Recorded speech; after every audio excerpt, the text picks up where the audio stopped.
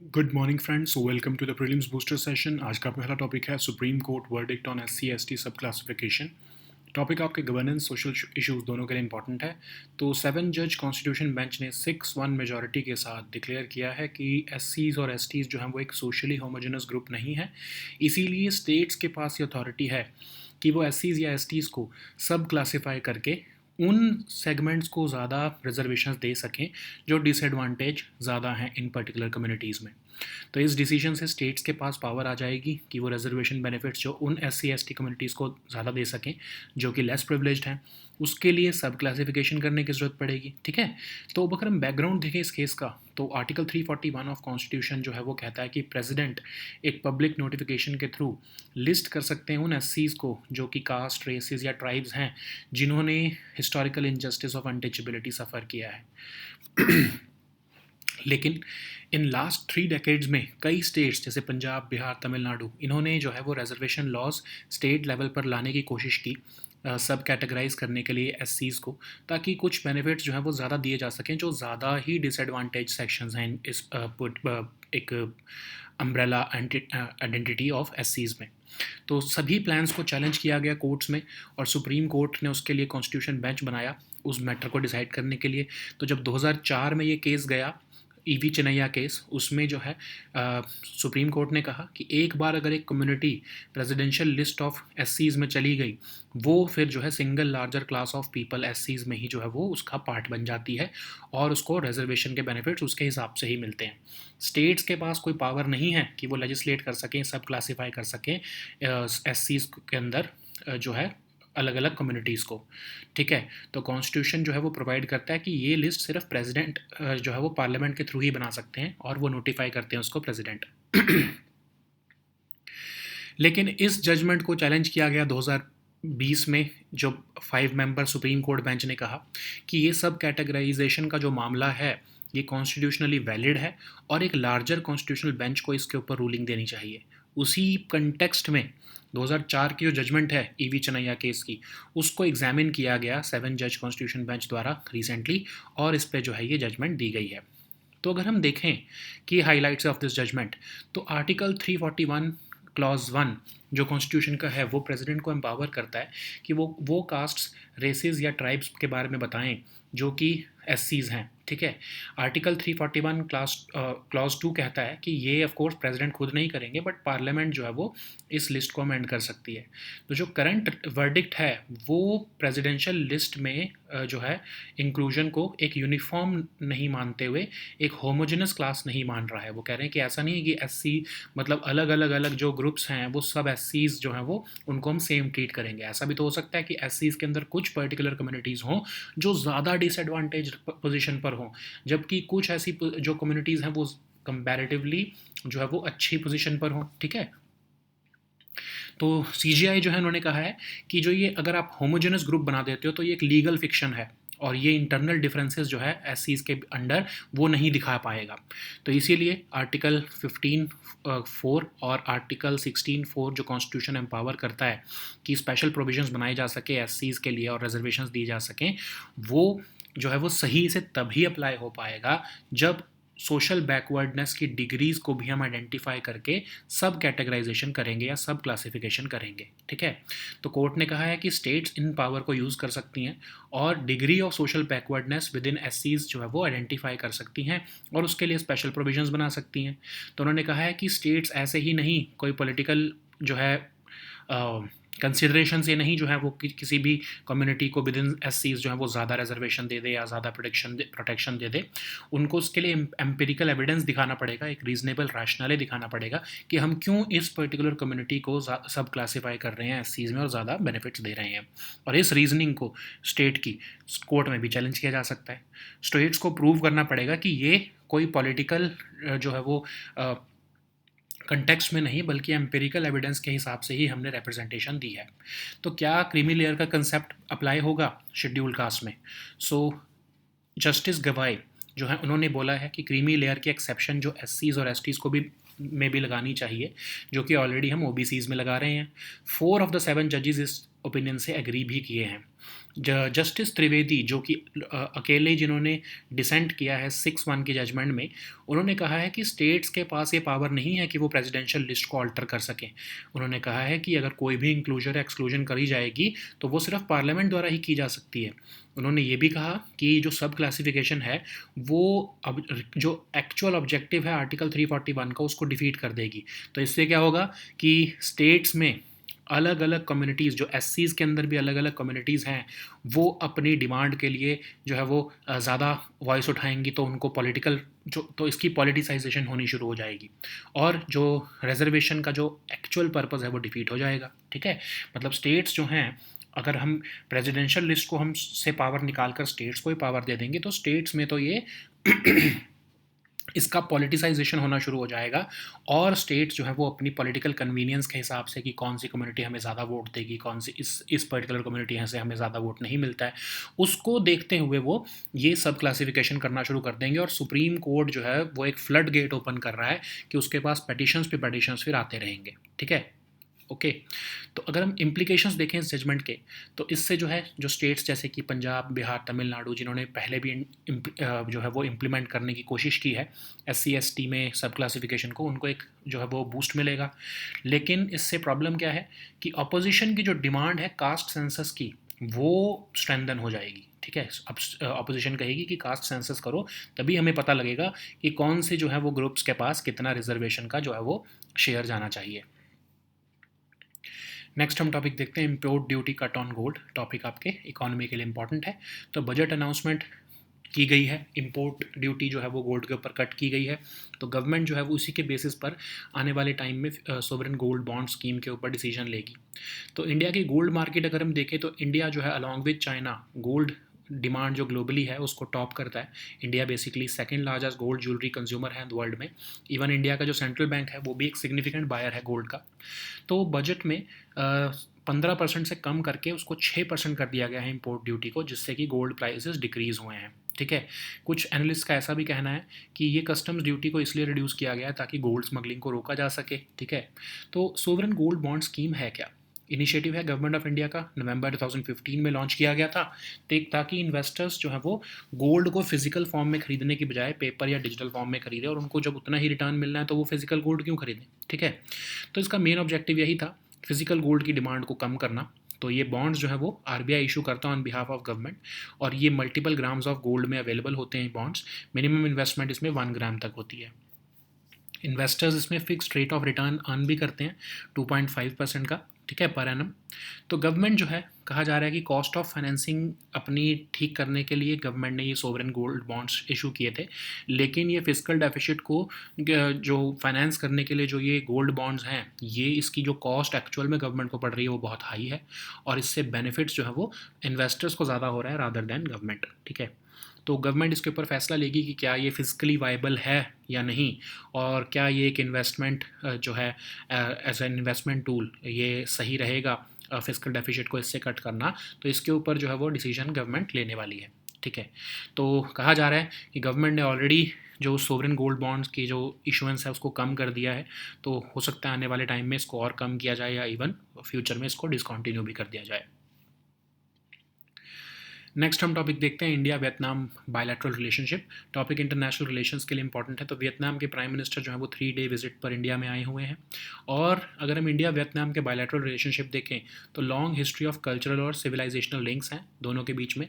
जब peace process चल रहा था वियतनाम वॉर के बाद, तो international commission for supervision and control के जो चेयरपर्सन थे वो इंडिया ही था। इंडिया ने इनिशियली सिर्फ कॉन्सुलेट ट्रैवल रिलेशंस रखे थे वियतनाम के साथ, लेकिन 1972 में जब यूनिफाइड वियतनाम बना तो हमने फुल डिप्लोमेटिक रिलेशंस एस्टैब्लिश कर लिए, और स्ट्रेटजिक पार्टनरशिप लेवल पर उसको हम ले गए 2007 में। अगर हम देखें तो 200 मिलियन सिर्फ ट्रेड था साल 2000 में, और वो बढ़कर अब लगभग 15 बिलियन तक पहुँच चुका है। ठीक है, वियतनाम इंडिया का 23rd लार्जेस्ट ट्रेडिंग पार्टनर है ग्लोबली। हमारा डिफेंस मॉडर्नाइजेशन और कैपेसिटी बिल्डिंग पर भी फोकस है। ठीक है, लाइन ऑफ क्रेडिट हम जो है वियतनाम को देते रहते हैं। और बात ये भी चल रही थी अभी रिसेंटली कि ब्रह्मोस मिसाइल भी जो है वो वियतनाम को दिया जाएगा, वियतनाम इसका परचेज़ करने को कह रहा था।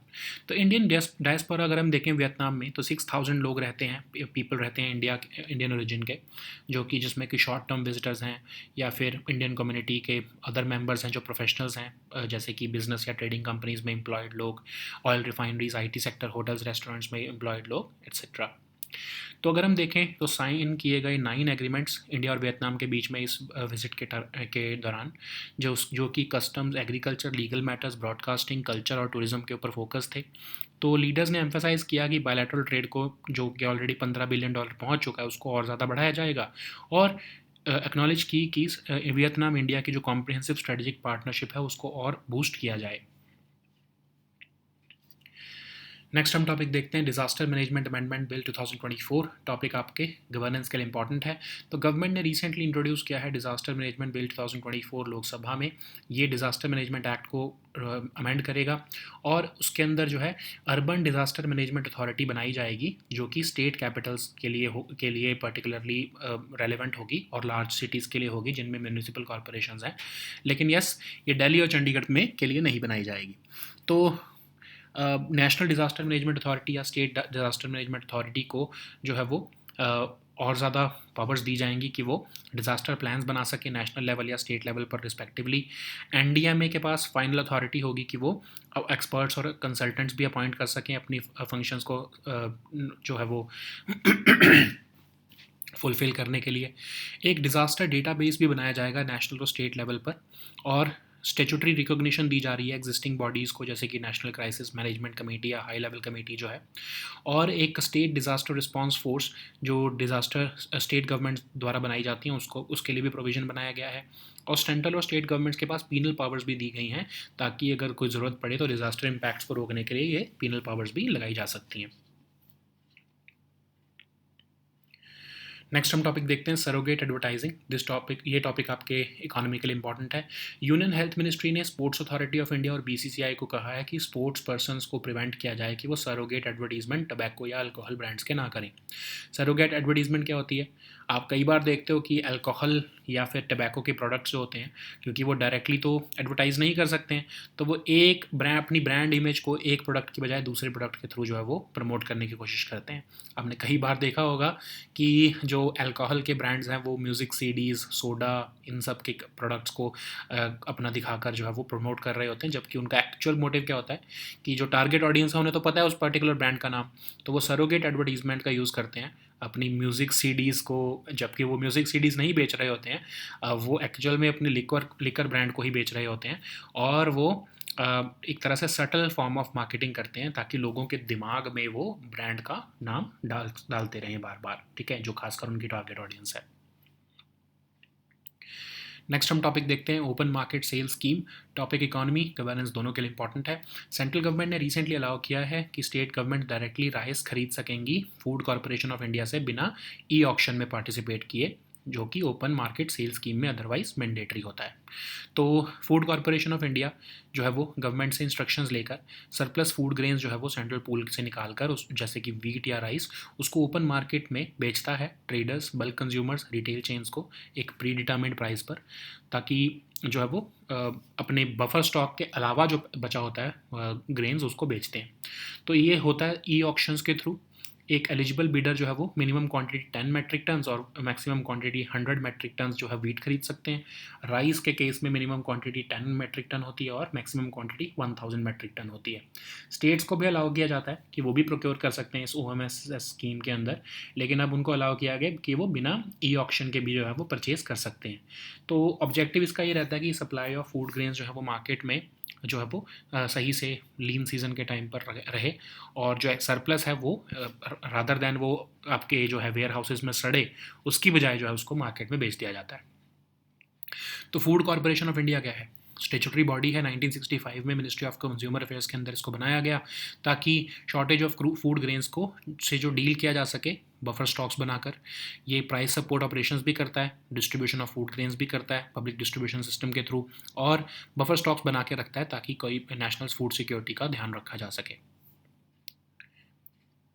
नेक्स्ट हम टॉपिक देखते हैं pumped storage hydro power. Topic आपके साइंस एंड टेक के लिए इंपॉर्टेंट है। बजट 2024 में कहा गया है कि एक पॉलिसी लाई जाएगी कि कैसे पम्प्ड स्टोरेज प्रोजेक्ट्स को जो है वो इलेक्ट्रिसिटी स्टोरेज के लिए लाया जा सके। तो पम्प्ड स्टोरेज हाइड्रो पावर क्या होता है?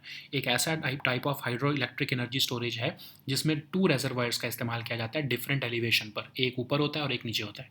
तो इसमें क्या होता है कि जब एक्सेस इलेक्ट्रिसिटी अवेलेबल है तो जो नीचे वाले रेजर्वायर से है पानी को भर के ऊपर वाले जो है रेजर्वायर में भरा जाता है, और जब डिमांड बढ़ जाती है इलेक्ट्रिसिटी की तो ऊपर से पानी जो है वो ऊपर वाले रेजर्वायर से नीचे गिराकर टरबाइन के ऊपर जो है वो इलेक्ट्रिसिटी प्रोड्यूस की जाती है, और वो फिर वही पानी जो है वो नीचे वाला रेजर्वायर है उसमें भरता है। जब दोबारा से इलेक्ट्रिसिटी एक्सेस में अवेलेबल होती है तो उसको उसी पानी को दोबारा ऊपर भर दिया जाता है। तो ये पूरा प्रोसेस चलता रहता है। तो इससे क्या होता है कि same water over and over again आप यूज़ करते रहते हो। ठीक है, तो एनर्जी कैपेसिटी डिपेंड करती है कि आपने कितना बड़ा रिजर्वायर बनाया है, तो उतनी ही ये ऑफ कोर्स इलेक्ट्रिसिटी जनरेट कर पाएगा। ठीक है, नेक्स्ट हम टॉपिक देखते हैं women entrepreneurship programme. Topic economy के लिए इंपॉर्टेंट है। तो नेशनल स्किल डेवलपमेंट कॉर्पोरेशन ने विमेन एंटरप्रेन्योरशिप प्रोग्राम जो है वो अनवेल किया है। ये डिस्टिंक्ट चैलेंजेस जो विमेन फेस कर रही हैं अपने बिजनेसेस को प्रमोट करने के लिए या ग्रो करने के लिए, उसको एड्रेस करेगा। तो 25 लाख विमेन अक्रॉस इंडिया जो है उनको एम्पावर करने का ये ऑब्जेक्टिव है इसमें, और स्किल्स नॉलेज रिसोर्सेज के थ्रू जो है उनको अपने सक्सेसफुल बिजनेस जो है वो ग्रो करने का मौका दिया जाएगा। इसको लॉन्च किया गया है ब्रिटानिया इंडस्ट्रीज़ लिमिटेड के साथ पार्टनरशिप करके। ये फाइनेंशियल ग्रांट्स भी देगा स्किल इंडिया डिजिटल हब के थ्रू, जिसमें कि online self learning entrepreneurship courses भी दिए जाएंगे विमेन को मल्टीपल लैंग्वेजेस में। तो नेशनल स्किल डेवलपमेंट कॉर्पोरेशन क्या है? 2008 में इस्टेब्लिश की गई not for profit public limited company है, और इसको पीपीपी मॉडल के थ्रू ही चलाया जाता है। ठीक है, नेक्स्ट हम टॉपिक देखते हैं axis of resistance. Topic international relations के लिए इंपॉर्टेंट है। तो हमास लीडर की असैसिनेशन के बाद कहा जा रहा है कि ईरान जो है वो अब इसराइल पर अटैक कर सकता है एक्सिस ऑफ रेजिस्टेंस का इस्तेमाल करते हुए, जो कि उसके अलाइज हैं। तो एक्सिस ऑफ रेजिस्टेंस क्या है? ये एक ऐसा कोलिशन है जो कि ईरानियन बैक्ड ग्रुप्स द्वारा कॉन्स्टिट्यूटेड है। और इसका जो अगर हम रूट देखें तो 1979 में जब ईरानियन रेवोल्यूशन हुआ तो जो रेडिकल शिया मुस्लिम क्लरिक्स थे वो पावर में आ गए, और उन्होंने जो सुन्नी मेजॉरिटी कंट्रीज़ हैं उनको इन्फ्लुएंस को कम करने के लिए, इवन इसराइल के इन्फ्लुएंस को कम करने के लिए भी जो है वो हाथ मिलाया। और जो है वो इसमें जो ग्रुप मेंबर्स हैं वो ईरान के अलावा हिजबुल्लाह, हमास, पैलेस्टीनियन इस्लामिक जहाद और हुथीज़ जो हैं वो इसमें शामिल हैं। ठीक है, so now let us see all these topics in English. So the first topic is Supreme Court verdict on SC/ST subclassification. This topic is important for your social issues and your governance section. So in a significant 6-1 major ruling, the 7-judge Constitution Bench of Supreme Court has declared that SCs and STs do not form a part of socially homogeneous group, and that's why the court has affirmed that states have the authority to subclassify these SCs STs to provide reservation for the more disadvantaged sections or segments within this category. So this would allow the states to ensure that reservation benefits reach those SC or ST communities which are less privileged and which have been historically marginalized within this broader SC/ST category. So if we look at the background of this case, then Article 341 of the Constitution allows the President, through a public notification, to list those SCs as, who have suffered historical injustice of untouchability, who may belong to several castes, races, or tribes. And in the last 3 decades, multiple states like Punjab, Bihar, and even Tamil Nadu tried to bring reservation laws at the state level to subcategorize SCs and give more power or give more voice to those categories who were more disadvantaged within the broader SC community. But all these plans were challenged in courts, and Supreme Court formed a larger bench to decide on this matter. So in 2004, in E.V. Chennaiya case, the court held that once a community is included in the presidential list for SCs under Article 341, then they become part of a single larger class of people called SCs. So that's why the states do not have the legislative power to subclassify any community within that particular class, because they are part of the single homogeneous group. Okay, but Constitution has provided that these lists can only be made by Parliament and notified by the President. So that's why states cannot interfere. So this was challenged later in the court of law, even in 2009, then in 2014. So in 2014, this matter was referred to a five-judge bench case, a five-judge bench in 2020. That particular five-judge bench in the Vinder Singh case unanimously ruled that subcategorization is constitutionally valid, and uh, that's why it suggested a larger constitutional bench rule on that matter so as to nullify the 2004 judgment.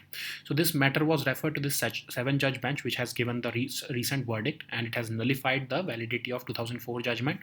So if we look at the key highlights of this judgment, Article 341, Clause 1 of the Constitution empowers the President to specify those castes, races, or tribes in a state that shall be deemed as SCs for constitutional purposes. Of course, this is decided by the Parliament only, and the President's notification is basically a notional notification.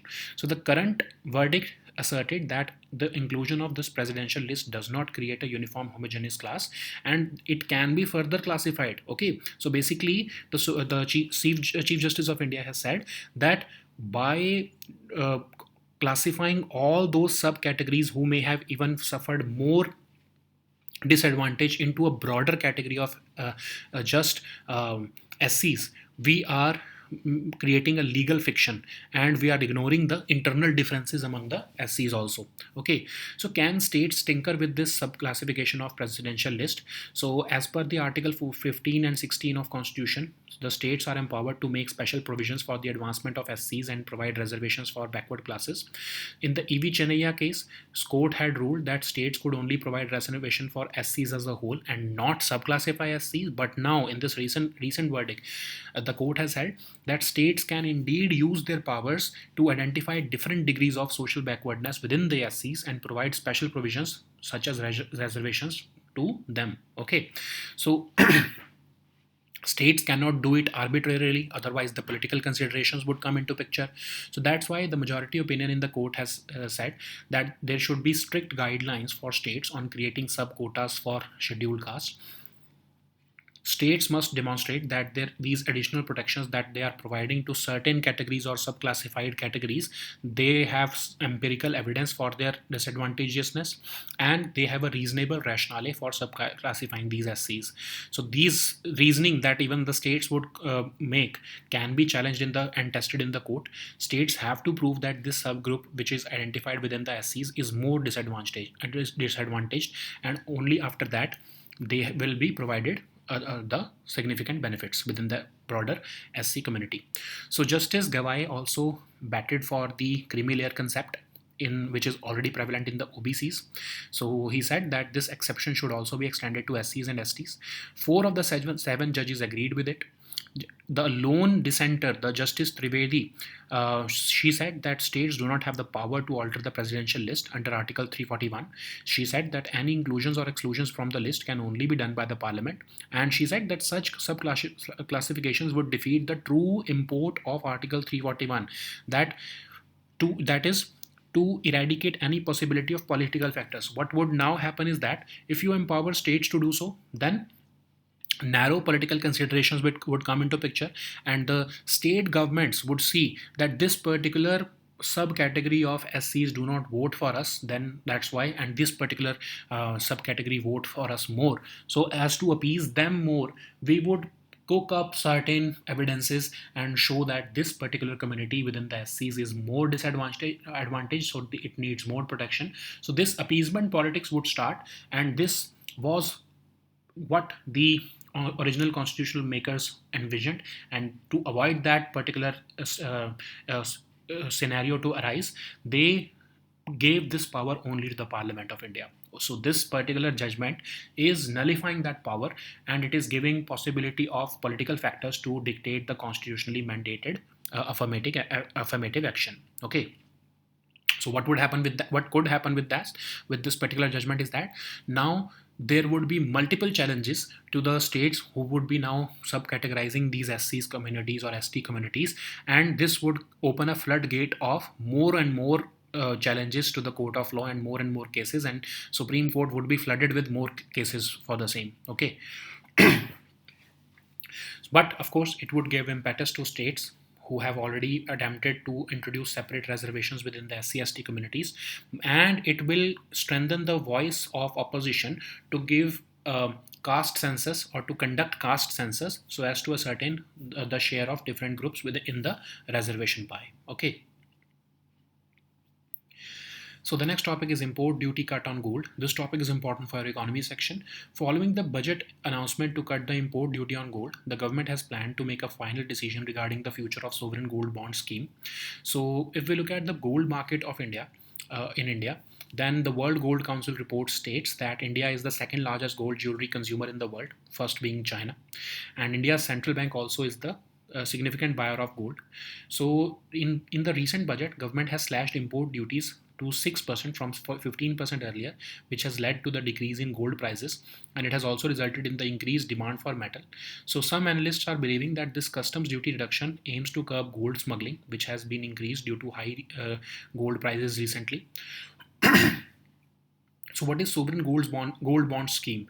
So it is an initiative of Government of India which was launched in 2015 to offer a way for investors to buy gold in paper or digital form rather than in physical form. So the aim was to reduce the demand for physical gold. So these bonds are issued by RBI on behalf of government, and they can be purchased in the multiples of grams of gold with minimum investment of 1 gram, and investors also earn a fixed rate of interest of 2.5% per annum. Okay. So, as per the experts, the cost of financing the fiscal deficit through this sovereign gold bond scheme is becoming quite high for the government. So that's why government may start discounting this scheme or discontinuing this scheme.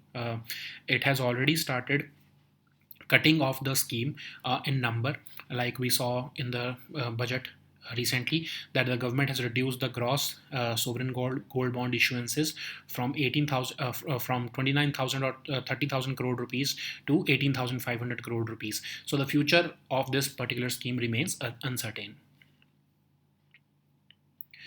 So the next topic is India-Vietnam bilateral relationship. This topic is important for your international relations. So Vietnam Prime Minister is on a 3-day visit to India, and if we look at the bilateral relationship between the two countries, then it has a long history of cultural and civilization links between the two sides.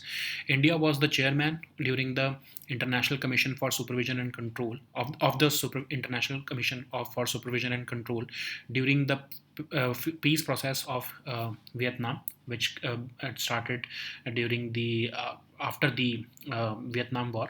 So India initially maintained a consulate level relationship with the then North and South Vietnams, but once the Vietnam got unified, then it established full diplomatic relations with it in 1972, and it elevated to the level of strategic partnership in 2007. The trade between the two countries grew from just $200 million in 2000 to almost $15 billion recently. Vietnam was India's 23rd largest trading partner globally, and we have also a focus on defense modernization and capacity building, with India extending line of credit to Vietnam, about $600 million of it. And we're also under discussions about selling the BrahMos missile to them.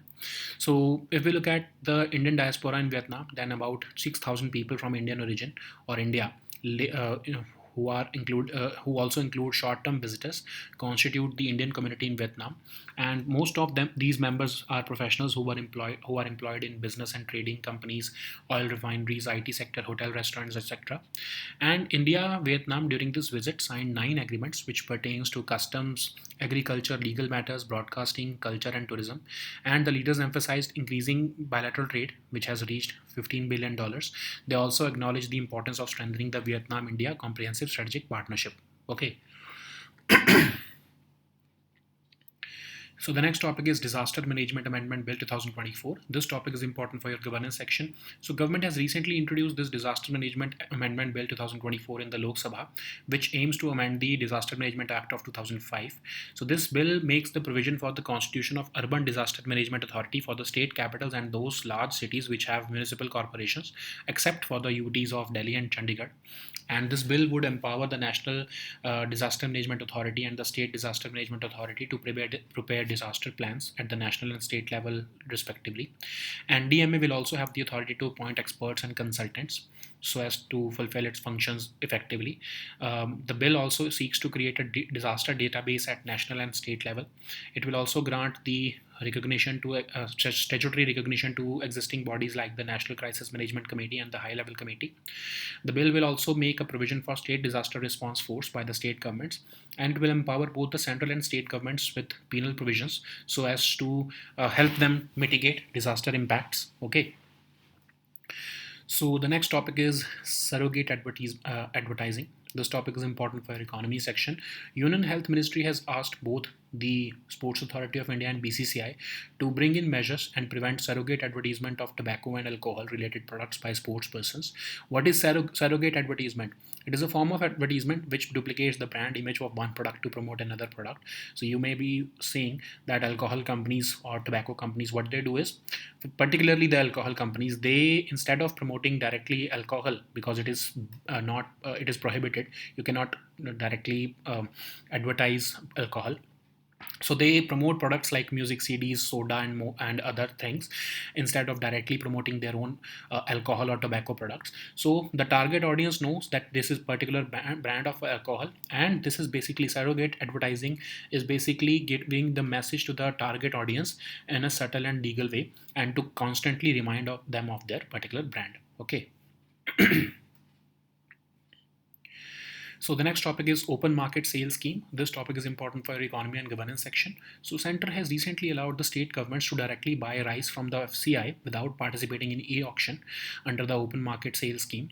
So open market sales scheme allows the FCI to sell surplus food grains from the central pool, especially wheat and rice, in the open market to traders, bulk consumers, retail chains, etc. In addition to the to maintenance of buffer stocks, FCI does this through e-auctions, and an eligible bidder can bid for a minimum quantity of 10 MT to a maximum of 100 MT in the case of wheat, and in case of rice, the minimum quantity is 10 MT and the maximum quantity is 1000 MTs. States are also allowed to procure food grains through the open market sales scheme, and the open market sales scheme aims to enhance the supply of food grains during the lean season and moderate the open market prices.